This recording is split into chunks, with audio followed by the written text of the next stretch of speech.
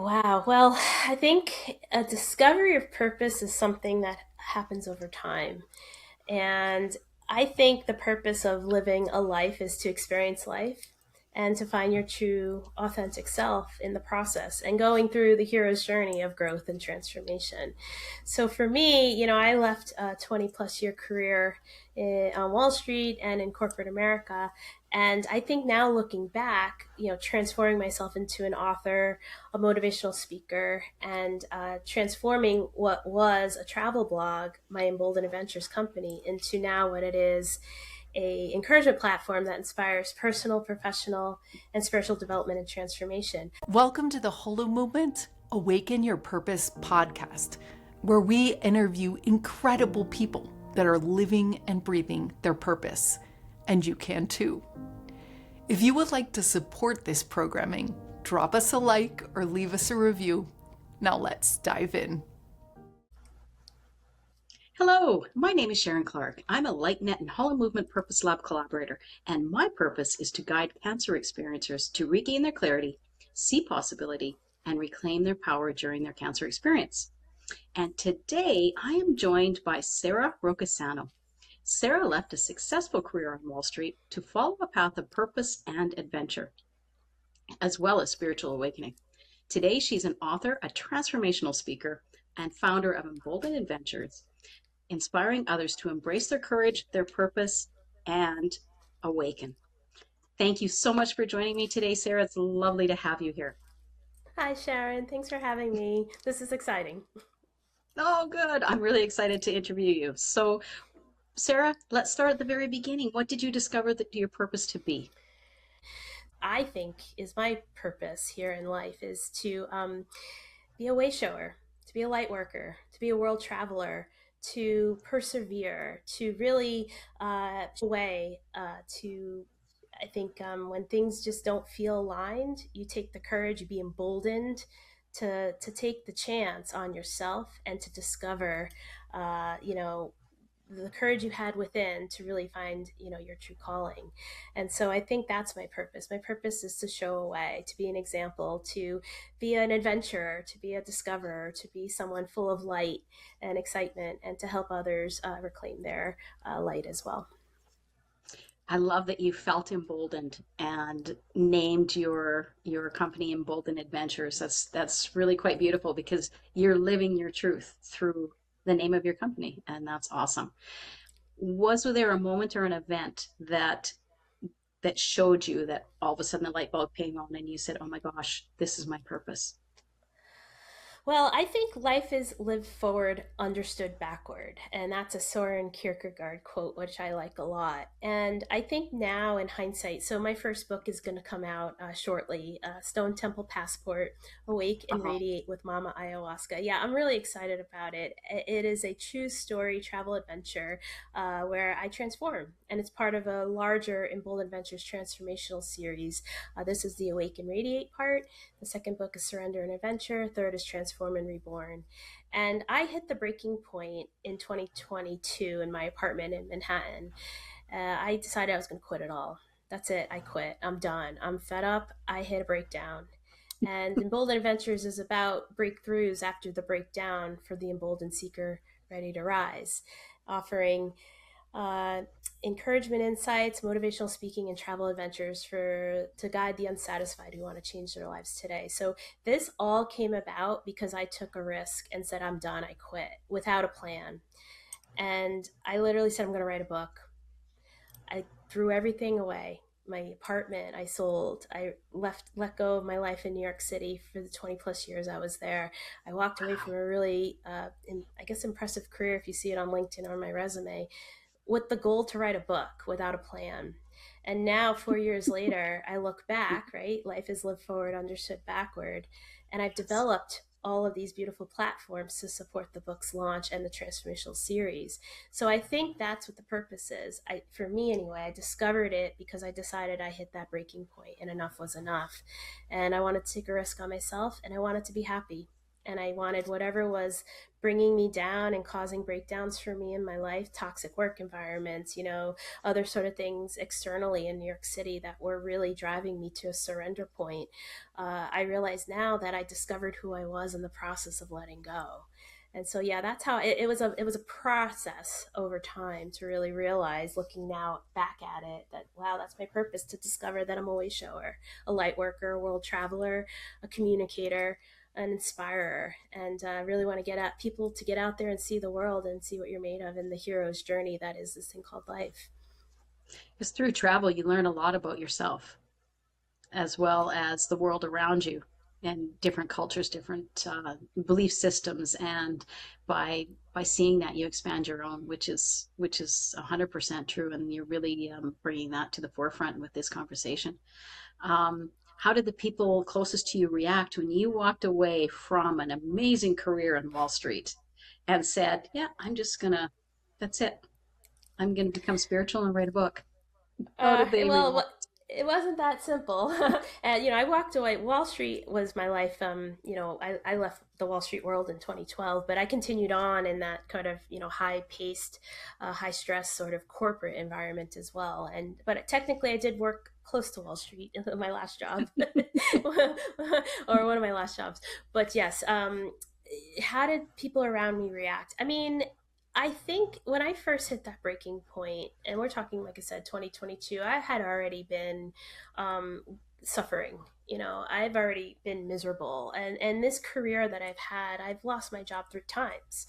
So there were plenty of periods of time in my life where I was unemployed. At one point, I was unemployed for 2.5 years. So there's been a lot of moments where I've been working, toxic work environments, high stress, high pressure, New York City that never sleeps, a lot of this intensity energy, plus not having a job. There were lots of fits and starts and trows and highs. So when I hit the breaking point in 2022, I just knew I could do this. I could walk away because I have been in situations before where I didn't have a job and I had to find something new. So I think loved ones around me had seen this before, right? Like, okay, here she is again in a down part.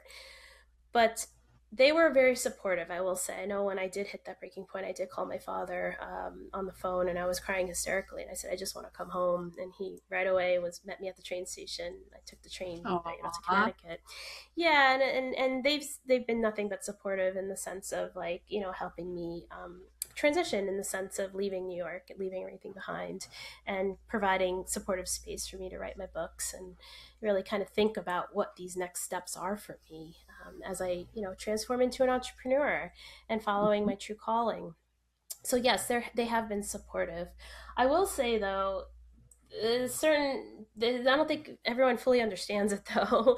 When you walk that spiritual path, sometimes there are people that don't quite understand what you see, what you know, and what you've learned, because they're walking a different path, or they're not as expanded yet. And so everyone has their own, kind of direction, their own path to follow. And sometimes we go different directions even. But I know that I've gotten more authentic, more colorful, more enlivened, more glowing, more healed in a lot of ways. And so I hope that's obvious to those that may have not be walking this path that I have been walking. And the support is still there though, so that's good news. Oh, that's wonderful. And it's amazing that you just made that decision. What was it that brought you to that breaking point in 2022? What was that moment that It was a hard moment. So I think we were talking before this started recording about coronavirus and our experiences in 2020, and obviously everyone has a story. We've all gone through this interesting time in history, and for me, like from 2020 to 2022, was a boiling pot. It was building up to this, me saying, that's it, I'm done, I surrender. Uncle, wave the white flag. So there were 3 real things that drove me to surrender, and this is what book 2 will talk about. So I have book 1 ends where I come back from the rainforest, and the world shuts down because of coronavirus. So book 1 ends, May 2020.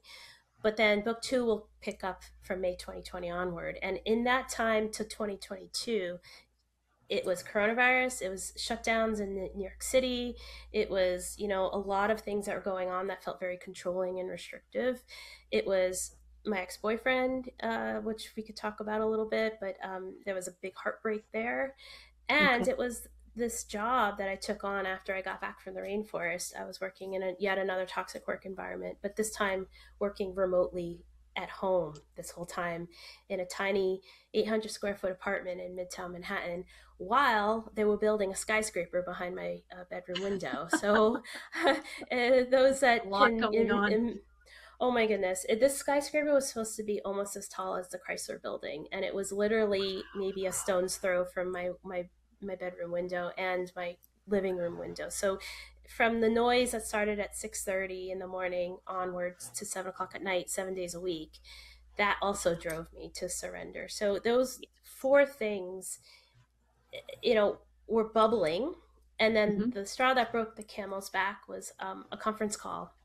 I was on a conference call with some senior leadership presenting, and we had been working on a project all summer. And this was my chance to present recommendations, findings, and whatnot. And as I'm talking, I get interrupted mid sentence. And I was told by senior leadership that my job title was going away, which is highly inappropriate for for a presentation that I was Oh my making. gosh. Yeah, yeah. And so what I did was I was pretty struck by it. I took a real long pause, an awkward silence for that matter, for the whole audience. And I continued on with the discussion as if nothing happened. Right. But I did talk to my manager after I hung up the phone and I said, "What was that about? This was a presentation that was highly Mhm. inappropriate to be saying something is, mid sentence and And interrupting soul me. soul crushing at the same time. And now you're And questioning. embarrassing." Embarrassing. Exactly. And you're presenting to your peers. Sorry. Hmm. Yeah. And so that really was the trigger that really exploded, right? The boiling pot was bubbling over at this point, and that's why I had a breakdown, a mental breakdown, a nervous breakdown, and I took Oh, 10 sweetie, days I'm sorry. off. It's okay. It was meant to happen because, like I said, life is lived forward, understood backwards. I'm grateful that happened. I'm grateful because it was the emboldening moment to say, "That's it, I quit. I'm choosing me. I'm going to write a book and I'm going to figure it out." Wow. That is so courageous with everything that you've been through and all that you had going on. Very courageous move on your part. Thank you. Thank you. How important was it at the time to have your family's support and to have the encouragement from those closest to you while you were, undergoing metamorphosis and shaping your journey? It was important for sure, to be supported. And luckily, I had a chance to go back home to Connecticut and be with nature beyond New York City, like the nonstop noise and the energy and the concrete and, stranger danger. And just New York City has transformed to the point now where to me it's very unrecognizable. I lived there for 20 plus years, and I think the real tipping point was leading up to 2020. But now then shutting down the city to the extent they did for so long to where it is now, it's really a place that has changed, and I'm glad I'm out. I'm glad I am now in nature because that's what the healing elixir was. So that support was very important. But I think ultimately what's most important is internal encouragement. You have to be driven from within. Ultimately, you can't seek permission from the outside world to take chances or to make decisions. It has to come from within, and you have to be resolute with who you are and your connection to your higher power, and a deep knowing of who your beautiful essence is. That's really kind of calling the shots. Ultimately, it's you listen to the calling, you listen to that inner voice, you know what it feels to be an authentic power. And that's empowerment, that's encouragement. And everything else is secondary and wonderfully welcomed. But Mhm. ultimately, you seek permission from within and you follow that calling, even if it's against the grain and it's unpopular. It's something that you know to be true because, again, life is lived forward, understood backward. And then when you see that you've been walking this path and the way appears, as what Rumi says, you realize, thank goodness I kept listening to those next steps, because look where it's brought me in a way that I had no idea it was going to be this amazing. And you're very proud of yourself for taking that bet on yourself and encouraging yourself instead of, asking for permission from others. And living that emboldened adventure, There you right? go. Taking that first emboldened step to change your life. Amazing. So, Sarah, what would you say is your biggest challenge to living your purpose? Biggest challenge is trust, surrender and trust. Even though I learned this is one of the big takeaways from my book. There's many beautiful takeaways from this book. It's a spiritual book at the end of the day. But one of the things I kept repeating and trying to work with and learn and have true knowing is the Mhm. idea of surrendering and trusting. And surrender sounds like, I'm a tough person, right? I want to fight, right? I want to be active. I want to be empowered. I want to know, right? I want to be in control. But it's the opposite. It's if you surrender and you trust that your higher power has you. And I describe my higher power as uh, this beautiful multidimensional essence that's just so much more wise than I am. And I met her in an ayahuasca ceremony recently, and she told me, I am you, you are me, we are one. And so my higher power has my best interests at heart. And I'm here to be the vessel, the physical vessel to carry through with the experiences that this is about life. We're here to experience, grow, and learn. And so the physical vessel is doing the action for the higher power's benefit.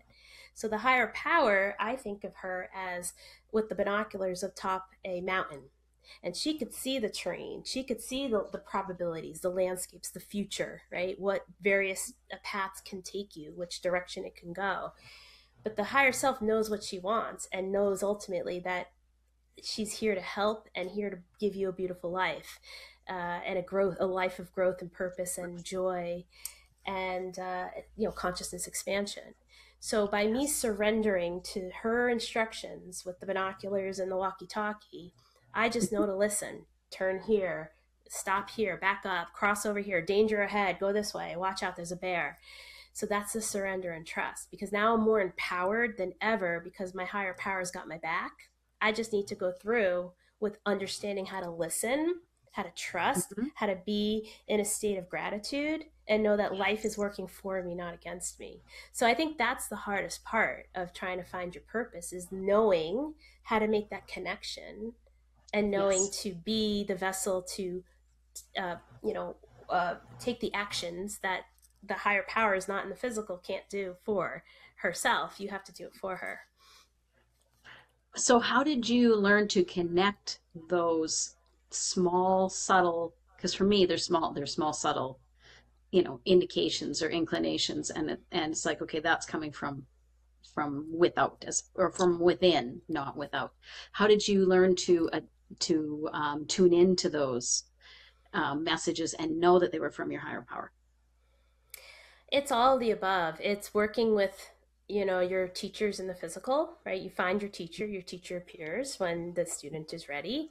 It's Yes. the medicine. In my case, I worked a lot with ayahuasca, but other plant medicines like wachuma and other teacher plants, mushrooms, for example, as well. It's being in nature.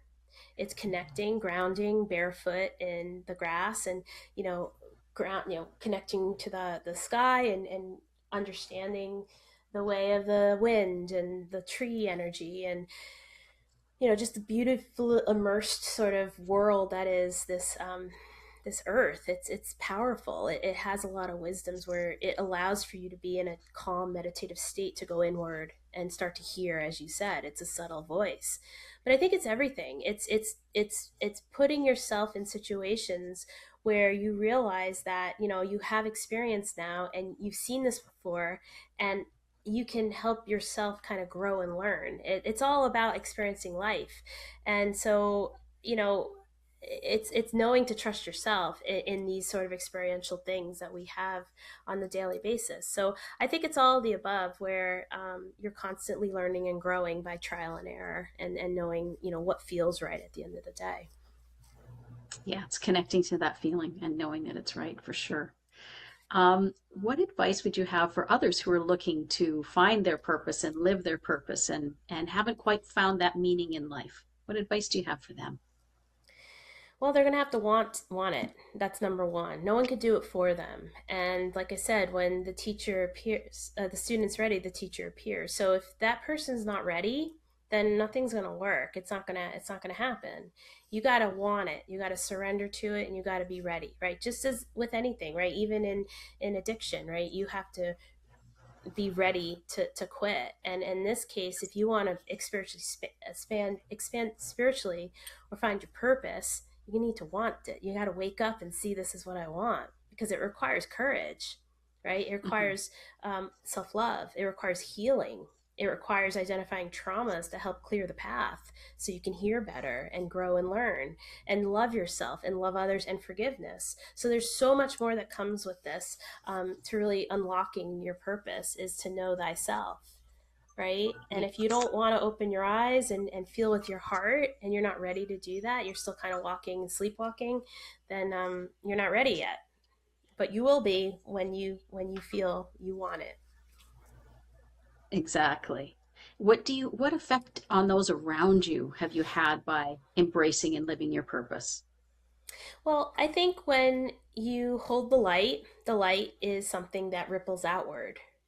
The darkness can't extinguish the light extinguishes the darkness. Yes. So as with anything, you kind of live your truth for you. You stand embodied in your authenticity, knowing that the external world isn't going to dim my. Now, I'm not going to allow the external world to dim my light, to reduce my flame, to make me feel small and disempowered. I am me. I own it. I know who I am. And in standing in that power and your truth, you don't realize you inspire others just by being you, and it ripples outward. It's a calm, it's a sense of calm, it's a confidence, it's a glow, it's an Yes. assuredness. It's the butterfly effect. When they say the butterfly flaps its wings halfway around the world, the hurricane creates, right? The wind starts Mhm. to build up, whereas if a snowball down the mountain, it becomes a big huge avalanche. That's what standing in your power does. That's your authentic truth. You inspire and encourage others just by being you, and you don't realize most of the time that it's done its job, and you may never know. That's why you have to keep just showing up and keep doing no matter what. Yes, that's beautiful. You don't even realize you're allowing others, giving them the permission to live their authentic truth by the wonderful example you're setting. So, Sarah, what do you think the world would be like if everybody or the majority of people were able to step into and live their purpose? I think it would be more of a real place. I think a lot of us wear masks. A lot of us feel like we have to be one way and conform and comply and listen to authorities and be a good little worker bee. And effectively, that's what the institution does. They program us at the end of the day. They want us to behave one way, to react one way, to think one way. The news does a great job with that too. And so I think, when you are your true self and you decide that I'm going to decide what's right for me, that is a really great example to help others, encourage others to do the same. Beautiful. Fantastic. Thank you so much, Sarah, for taking the time to spend with me today. It's been a real pleasure to interview you, and we wish you well in all your future endeavors and look forward to reading your books. Thanks, Sharon. Thank you for having me. Thank you for joining us today. It is our goal to give you the courage to begin to identify your passion and live your purpose for the sake of yourself and for the sake of us all. Over the course of this multi-year collaboration and research project, we have identified patterns and a 7-stage process that many people go through on their way to living their purpose. If you'd like to browse our archive or figure out what stage you're in, head over to holomovement.net/purpose. If you would like to browse our living library of resources, or if you found your purpose and want to contribute what worked for you, head over to lightnet.org/purpose. And as Mark Twain used to say, the most important day of your life is the day you're born and the day you figure out why. You're not alone. We will look forward to helping you on this incredible journey. This has been a collaboration between Holomovement, LightNet, and incredible people like yourself. Special thanks to Good of the Whole. We'll see you next time.